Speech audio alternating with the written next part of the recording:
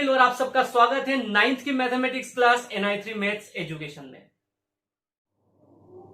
दोस्तों आज हम बात करने वाले हैं सबसे पहले चैप्टर की, जो कि है चैप्टर नंबर 1 नंबर सिस्टम। यहां से इस चैप्टर का मीनिंग निकलता है कि हम लोगों को नंबर्स के सिस्टम्स के बारे में पढ़ना है। तो आज स्टार्टिंग में हम लोग सबसे पहले इस चैप्टर के सबसे बेसिक कॉन्सेप्ट की बात करते हैं, जो इस पूरे चैप्टर में हम लोगों को बहुत काम आने वाला है। तो दोस्तों नंबर सिस्टम्स में जो सबसे पहले टाइप का नंबर सिस्टम है वो है हम लोगों का नेचुरल नंबर का सिस्टम। तो दोस्तों इस नेचुरल नंबर के सिस्टम में यानी नेचुरल नंबर्स में जो नंबर्स आते हैं वो कुछ इस तरीके से है 1 2 3 4 5 एंड सो ऑन। इस तरीके से इनफाइनाइट तक हम लोगों के पास में जो नंबर्स होते हैं उन नंबर्स को हम लोग नेचुरल नंबर कहते हैं। जब भी कोई नया सिस्टम क्रिएट होता है तो उसके ऊपर कुछ ऑपरेशंस परफॉर्म होते हैं, और वो जो ऑपरेशन यहां पर परफॉर्म किए गए वो थे addition, subtraction, multiplication and division. जब इन नंबर्स पर एडिशन और मल्टीप्लिकेशन का ऑपरेशन परफॉर्म किया गया तब तो इनमें कोई प्रॉब्लम नहीं हुई, बट जब सब्सट्रैक्शन का ऑपरेशन परफॉर्म करना स्टार्ट किया तो आई सबसे पहली प्रॉब्लम, और वो ये कि अगर मैं किसी एक नंबर को उसी नंबर से माइनस कर देता हूं। फॉर एग्जांपल अगर मैं किसी नंबर 5 को उसी नंबर 5 में से माइनस कर देता हूं, तब उस कंडीशन में हम लोगों के सामने एक नया नंबर जनरेट होता है, एक नई वैल्यू जनरेट होती है जिसे हम कहते हैं 0। अब ये 0 इस नेचुरल नंबर में प्लेस नहीं रख पा रहा था, इसीलिए हम लोगों के सामने एक नया नंबर सिस्टम जनरेट हुआ जिसको हम लोगों ने नाम दिया होल नंबर्स। और इन होल नंबर्स में क्या हुआ दोस्तों कि हम लोगों के पास में ये नया नंबर आया 0, और इसके साथ साथ ये पूरे के पूरे नेचुरल नंबर्स यहां पर आ गए। यानी कि अगर मैं इसे लिखना चाहूं तो इस तरीके से लिख सकता हूं एंड सो ऑन तक।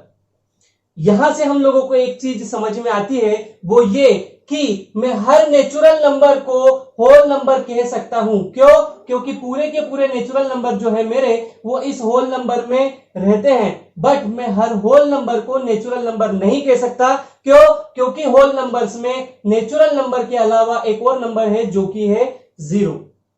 अब इतने पर भी सब्सट्रैक्शन नहीं रुका, इसके बाद एक और प्रॉब्लम तब क्रिएट हुई जब हम लोगों ने किसी छोटे नंबर 5 में से किसी बड़े नंबर को सब्ट्रैक्ट किया। यानी फॉर एग्जांपल अगर कोई नंबर है 5 और उसमें से किसी बड़े नंबर को मैं सब्ट्रैक्ट करता हूं, तब उस कंडीशन में मेरे पास में एक नई वैल्यू आई जो कि है -2। यानी मेरा आंसर अब नेगेटिव साइन के साथ आने लगा। तो इस कंडीशन में यह देखा गया कि जैसे जैसे मैं ये वैल्यूज चेंज करता हूं वैसे वैसे मुझे यहां पर नेगेटिव नंबर्स मिलते हैं। तो इसीलिए हम लोगों के लिए यहां पर एक और नया नंबर सिस्टम बना जिसे हम लोग इंटीजर के नाम से जानते हैं। और इस इंटीजर में क्या हुआ कि -इनफाइनाइट से लेकर जो -2 और -1 तक के नेगेटिव नंबर्स पॉसिबल थे वो सारे आए, और उसके बाद ये जो होल नंबर है हमारे पास में 0 से लेकर 1 इनफाइनाइट तक, ये सारे के सारे भी इसके अंदर आ गए। यानी कि अगर मैं इस इंटीजर्स को देखूं तो इस इंटीजर की जो वैल्यू है वो -इनफाइनाइट से लेकर -1 0 1 2 से लेकर पॉजिटिव इनफाइनाइट तक इस तरीके से जाती है। यहां से हम लोग फिर से एक कंक्लूजन निकाल सकते हैं, और वो ये कि मैं हर नेचुरल नंबर को इंटीजर कह सकता हूं क्योंकि 1 से लेकर इनफाइनाइट तक के नंबर यहां पर है। मैं हर होल नंबर को इंटीजर कह सकता हूं क्योंकि 0 से लेकर इनफाइनाइट तक के नंबर इंटीजर्स में होते हैं, बट मैं हर इंटीजर को ना तो नेचुरल नंबर कह सकता हूं ना तो होल नंबर कह सकता हूं। क्यों? क्योंकि नेचुरल नंबर के लिए यहां से यहां तक के नंबर्स के लिए तो ये नेचुरल नंबर में है, बट मगर इनके अलावा भी यहां पर कुछ ऐसे नंबर है जिनको मैं ना तो नेचुरल नंबर कह सकता हूं ना तो होल नंबर कह सकता हूं। अब सब्सट्रैक्शन के ऑपरेशन के बाद बात आती है डिवीजन के ऑपरेशन की, जो ये कहता है कि अगर मैं किसी भी एक इंटीजर को किसी दूसरे ऐसे इंटीजर से डिवाइड करता हूं जो 0 के अलावा कुछ और हो, तो उस कंडीशन में एक नया फॉर्मेट तैयार होता है जो होता है P/Q के फॉर्म में। और यहां इस कंडीशन में ये जो Q होता है, इस Q की वैल्यू 0 के अलावा और कुछ भी हो सकती है, सिर्फ 0 नहीं हो सकती। तो इस तरीके से P अपॉन Q के फॉर्म में बनने वाले नए नंबर के सिस्टम को हम लोग नाम दे देते हैं रेशनल नंबर सिस्टम, जिसमें वो सारे के सारे नंबर्स आते हैं माइनस इनफाइनाइट से प्लस इनफाइनाइट के बीच में, जो P अपॉन Q के फॉर्म में लिखे जा सकते हैं। तो यहां से हम लोगों को रेशनल नंबर की पहली डेफिनेशन मिलती है, और वो ये कि वो सारे नंबर्स जो P अपॉन Q के फॉर्म में लिखे जा सकते हैं, जिसमें Q की वैल्यू 0 के अलावा कुछ और हो सकती है। तो इस टाइप के नंबर्स को हम लोग रेशनल नंबर कहते हैं। इसे आप इंग्लिश में अपने हिसाब से लिख सकते हैं। तो इसके बाद फिर हम बात करते हैं नेक्स्ट टाइप की, जो कि है कि अगर मैं इस ऑपरेशन को परफॉर्म करता हूं 3/2 को, तो उस कंडीशन में क्या होता है। तो जब मैं 3 को 2 से डिवाइड करता हूं, तो क्योंकि 2 1 2 और यहां पर मेरे पास रिमाइंडर बच जाता है 1, हम इससे ज्यादा इसको सॉल्व नहीं कर पाते हैं। तो उस कंडीशन में एक नई सिचुएशन क्रिएट हुई, वो ये कि अगर आप इस 3 के बाद एक पॉइंट लगा देते हैं और ये कह देते हैं कि इसके बाद आप कितने भी जीरोस लगा सकते हैं अपने हिसाब से, तो आप इसे इससे ज्यादा सॉल्व कर सकते हैं। कैसे, देखिएगा, जब 3 के पॉइंट लगाकर हम लोगों ने 0 लिखा, तो ये 0 नीचे आएगा इस तरीके से, पॉइंट के बाद वाला नंबर नीचे उतरा है तो यहाँ पॉइंट लगेगा, 2 5 10, और इस तरीके से हम लोगों को नया नंबर मिलता है 1.5।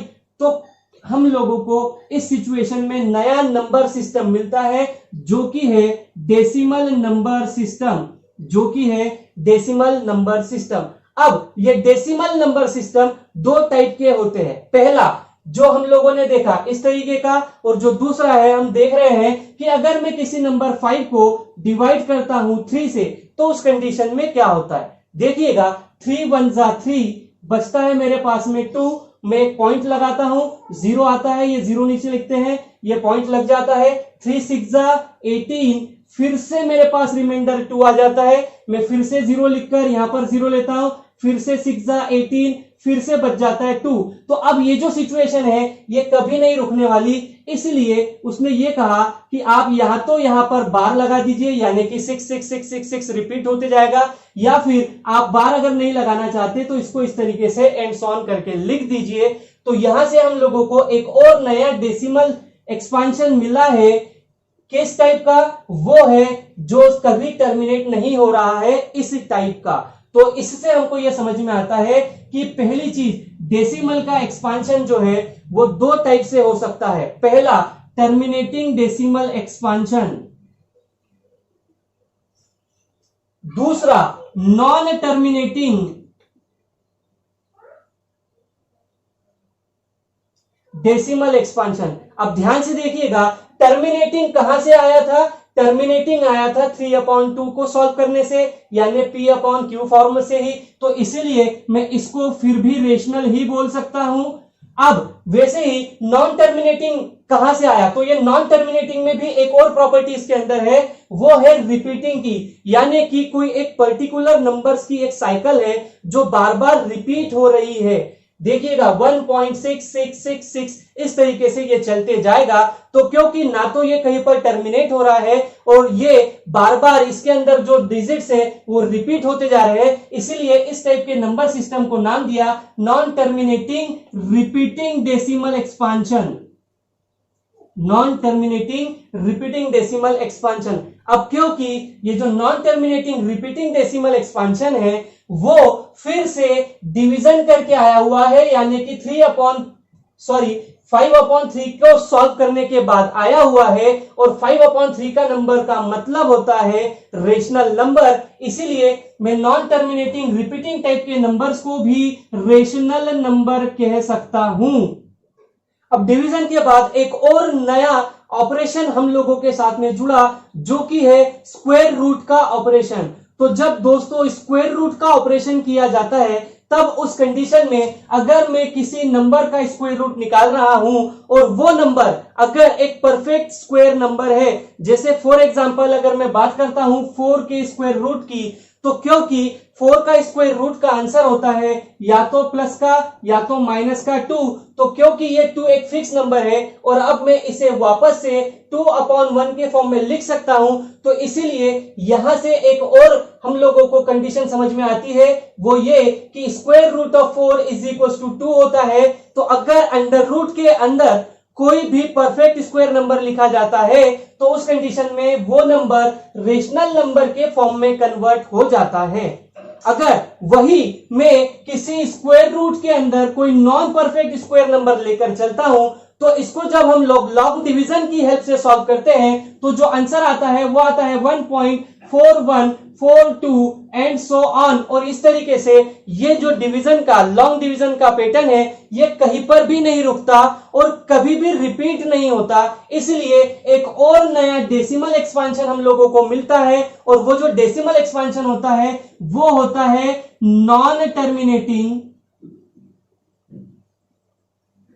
नॉन टर्मिनेटिंग टाइप का। और इसी के साथ साथ एक और प्रॉपर्टी होती है, वो ये कि इस नॉन टर्मिनेटिंग में बार बार रिपीटेशन आ रहे थे किसी नंबर्स के साइकिल का, बट मगर यहां पर कोई भी रिपीटेशन नहीं होता, इसीलिए हम लोग इसको non terminating non repeating type का डेसिमल एक्सपेंशन कहते हैं। अब क्योंकि इसकी कोई फिक्स वैल्यू हम लोगों को नहीं मिलती, इसीलिए मैं इसके डिनोमिनेटर में 1 लिखकर इसको p/q के फॉर्म में कन्वर्ट नहीं कर सकता। इसका मतलब यह है कि मैं इसे रेशनल नंबर नहीं बोल सकता। तो यहां से फिर से एक नए नंबर का जनरेशन होता है और वो होता है इरेशनल नंबर। तो इस टाइप के नंबर को हम लोग इरेशनल नंबर कहेंगे। तो इस तरीके से दोस्तों मुझे रेशनल नंबर की दूसरी प्रॉपर्टी ये दिखती है कि अगर किसी भी नंबर का डेसिमल एक्सपेंशन या तो टर्मिनेटिंग टाइप का हो या फिर नॉन टर्मिनेटिंग रिपीटिंग टाइप का हो, तो इस टाइप के नंबर को हम लोग रेशनल नंबर कह सकते हैं। तीसरी डेफिनेशन जो हम लोगों को मिलती है रेशनल नंबर की, वो ये कि अगर स्क्वायर रूट के अंदर कोई परफेक्ट स्क्वायर नंबर हो तो इस टाइप के नंबर को हम लोग रेशनल नंबर कहते हैं। ध्यान से सुनिएगा, अगर स्क्वायर रूट के अंदर कोई परफेक्ट स्क्वायर नंबर हो तो इस टाइप के नंबर को हम लोग रेशनल नंबर कह सकते हैं। यहां से हम लोग अब इरेशनल की भी 3 डेफिनेशंस दे सकते हैं। पहली डेफिनेशन, वो नंबर्स जो p/q के फॉर्म में नहीं लिखे जा सकते उन्हें हम लोग इरेशनल नंबर कहते हैं। दूसरी डेफिनेशन, वो नंबर्स जिनके decimal expansion non terminating non repeating type के होते हैं उन्हें हम लोग इरेशनल नंबर्स कहते हैं। और अगर इसके तीसरे डेफिनेशन की बात की जाए तो तीसरी डेफिनेशन है इरेशनल नंबर की, और वो ये कि अगर किसी स्क्वायर रूट के अंदर कोई नॉन परफेक्ट स्क्वायर नंबर हो तो इस टाइप के नंबर को हम लोग इरेशनल नंबर कहते हैं। तो दोस्तों इस तरीके से रेशनल और इरेशनल 2 अलग अलग टाइप के नंबर्स हम लोगों के पास जनरेट हुए। बट जब रेशनल नंबर्स को और सारे इरेशनल नंबर को एक ग्रुप में लिखा गया, एक सिस्टम में बनाया गया, तो इस तरीके से एक नया नंबर सिस्टम बना जो कि थे रियल नंबर्स।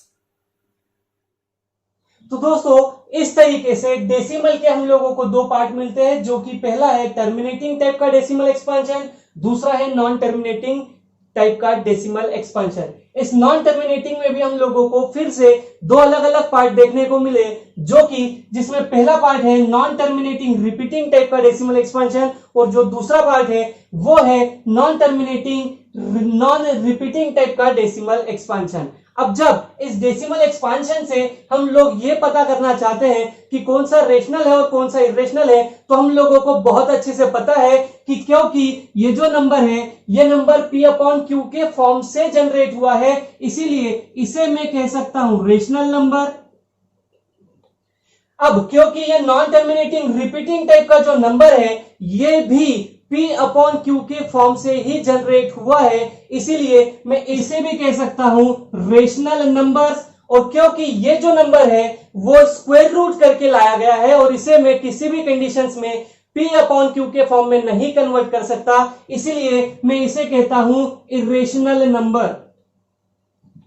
अब रही बात इसे याद करने की ट्रिक की, तो टर्मिनेटिंग तो हमेशा रेशनल होता है। अब अगर मैं इसे याद करना चाहूं तो मैं इसे शॉर्टकट से याद कर लेता हूं, नॉन टर्मिनेटिंग रिपीटिंग, और इस शॉर्टकट में हम लोग इसे ऐसे कह सकते हैं, नॉन टर्मिनेटिंग रिपीटिंग, यानी कि नॉन टर्मिनेटिंग रेशनल टाइप के नंबर।